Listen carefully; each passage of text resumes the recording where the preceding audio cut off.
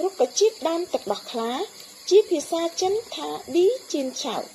ឬណៃជានឆៅមនុស្សជាច្រើនមិនដឹងពីតម្លៃដ៏កម្ររបស់វាទេគិតថាវាគ្រាន់តែជាស្មៅធម្មតានោះគឺខកខានកំណត់ទ្រព្យដ៏ល្អហើយគេប្រើវាសម្រាប់ព្យាបាលជំងឺរាគមួលរាគរូសក្អកឈាមនោមឈាមបត់ជើងធំមានឈាមធ្លាក់ឈាមស្បូនមិនទៀងទាត់ជំងឺស្បែកជំងឺផ្សេងទៀតគេលាងសម្អាតវារួចដាក់ចូលក្នុងឆ្នាំង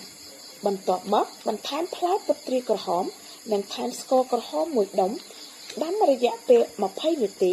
អ្នកនឹងឃើញទឹករបស់វាឡើងពណ៌មាសការផ្សំបែបនេះមើលទៅហាក់ដូចជាធម្មតាតែវាជាឱសថបុរាណចិនជួយបំបត្តិកម្ដៅនិងបន្សាបជាតិពុលធ្វើឲ្យឈាមត្រជាក់និងបញ្ឈប់ការហូរឈាមបញ្ចេញជាតិសើមនិងបំបត្តិជំងឺខាំលឿនតែមុននឹងប្រើឱសថបែបនេះគួរតែពិគ្រោះជាមួយអ្នកជំនាញឯកទេសឱសថបុរាណជាមុនសិន